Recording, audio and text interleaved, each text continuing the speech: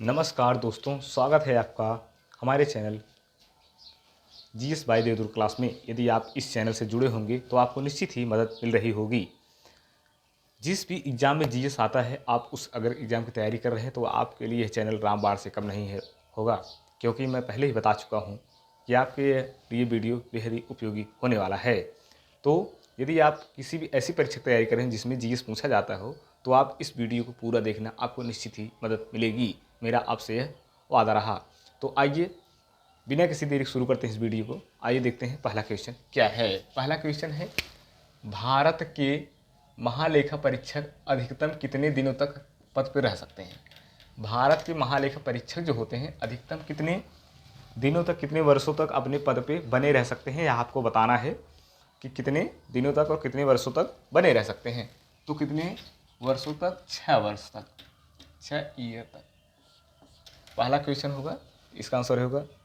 उसके बाद सेकेंड है, 12वें वित्त आयोग के अध्यक्ष कौन थे। 12वें वित्त आयोग के अध्यक्ष कौन थे, तो आपको यह बताना है। तो 12वें वित्त आयोग के अध्यक्ष थे रंगराजन जी, रंगराजन।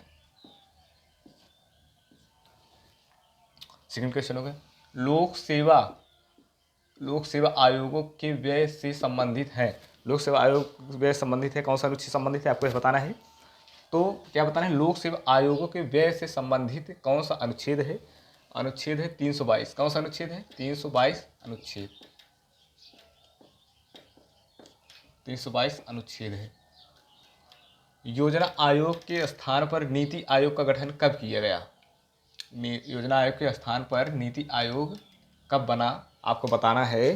तो यह क्वेश्चन बहुत ही इंपॉर्टेंट है, इतना इंपॉर्टेंट है कि लगभग हर तीसरे दूसरे एग्जाम में यह क्वेश्चन पूछ लिया जाता है कि योजना आयोग के स्थान पर नीति आयोग का गठन कब किया गया, कब बना। यह क्वेश्चन आप एकदम अच्छी तरह से लिख कर इसे एकदम रट लीजिए, याद कर लीजिए, क्योंकि यह क्वेश्चन कई बार एग्जाम में पूछा गया है। इसकी पॉसिबिलिटी जितने भी एग्जाम आने वाले हैं अपकमिंग मंथ में, उसमें यह बेहद ही पूछ लिया जा सकता है, क्योंकि आपके लिए बेहद इंपॉर्टेंट क्वेश्चन है। तो इसीलिए आपको यह बताया जा रहा है, योजना आयोग के स्थान पर नीति आयोग का गठन कब किया गया, कब बना। तो 1 जनवरी, कब? 1 जनवरी 2015 को गठन किया गया या बना। कब बना? 1 जनवरी 2015 को बना। योजना आयोग के स्थान पर नीति आयोग 1 जनवरी 2015 को बना था। दोस्तों, इस प्रकार से आपका जो है 4 क्वेश्चन हो गए। 5वां क्वेश्चन देखते हैं, 1980 में कितने बैंकों का राष्ट्रीयकरण किया गया। 1980 में कितने बैंकों का राष्ट्रीयकरण किया गया था दोस्तों, तो आपको बताना है उस वर्ष कितने बैंकों का राष्ट्रीयकरण किया गया था। तो 6 बैंकों का, 6 बैंकों का, 6 बैंकों का राष्ट्रीयकरण किया गया था। तो अगला बताना है आपको, सिडबी की स्थापना कब की गई। सिडबी की स्थापना कब की गई वो बताना है। तो सिडबी की स्थापना की गई थी दोस्तों, सिडबी की स्थापना की गई थी कब? 1990 में। सिडबी की स्थापना कब की गई थी? 1990 में की गई थी। उसके बाद अगला क्वेश्चन है, नाबार्ड की स्थापना कब की गई थी। नाबार्ड की स्थापना आपको बताना है दोस्तों, नाबार्ड की स्थापना कब की गई थी। तो 12 जुलाई 1982। नाबार्ड की स्थापना कब की थी दोस्तों? 12 जुलाई 1982। मेरा बर्थडे भी 11 जुलाई को है। तो नाबार्ड की स्थापना कब किया गया? तो 12 जुलाई 1982 को नाबार्ड की स्थापना की गई। इसके बाद है, नीति निदेशक कहाँ से लिया गया है। नीति निदेशक तब तो डीपीएसपी, जिसे हम अंग्रेजी में जानते हैं, क्या जानते हैं? डीपीएसपी, इसे हम अंग्रेजी में जानते हैं। तो कहाँ से लिया गया है आपको बताना है। डीपीएसपी कहाँ से लिए गए हैं? तो आयरलैंड से लिए गए। कहाँ से लिए गए? आयरलैंड से लिए गए हैं, आयरलैंड से लिए गए हैं। डीपीएसपी नीति निदेशक तत्व तो कहाँ से लिए गए हैं? तो आयरलैंड से लिए गए हैं। कहाँ से कहाँ तक? पार्ट 4 में है, 4 में है। कहाँ से कहाँ तक है? 36 से 51 तक, यहाँ तक इसका उल्लेख दिया गया है। नीति निदेशक तो कहाँ से लिए गए? तो आयरलैंड से लिया गया है। भाग 4 में है, 36 से 51 तक अनुच्छेद में इसका उल्लेख किया गया है। दोस्तों, यह क्वेश्चन जो है बहुत ही इंपॉर्टेंट है, या बहुत बार एग्जाम में पूछा गया है। तो आप इस क्वेश्चन को देख लीजिए। उसके बाद, संसद का निर्माण, संसद का निर्माण कैसे होता है, मतलब किन किन लोगों को मिलाकर संसद का निर्माण होता है। तो आपको यह बताना है। तो संसद का निर्माण होता है जो वो लोकसभा प्लस राज्यसभा प्लस राष्ट्रपति, इन तीनों को मिलाकर संसद का निर्माण होता है, संसद बनता है। दोस्तों, संसद का निर्माण लोकसभा प्लस राज्यसभा प्लस राष्ट्रपति, इन तीनों को मिलाकर ही संसद का पूर्ण रूप होता है, संसद बनता है। समाजवादी शब्द जोड़ा गया, समाजवादी शब्द किस तहत जोड़ा गया? 42वां संविधान संशोधन तहत। किसके? 42वां संविधान संशोधन तहत जोड़ा गया। समाजवादी शब्द 42वां संविधान संशोधन के तहत जोड़ा गया। संविधान सभा का निर्माण किस मिशन के तहत किए? किस मिशन के तहत?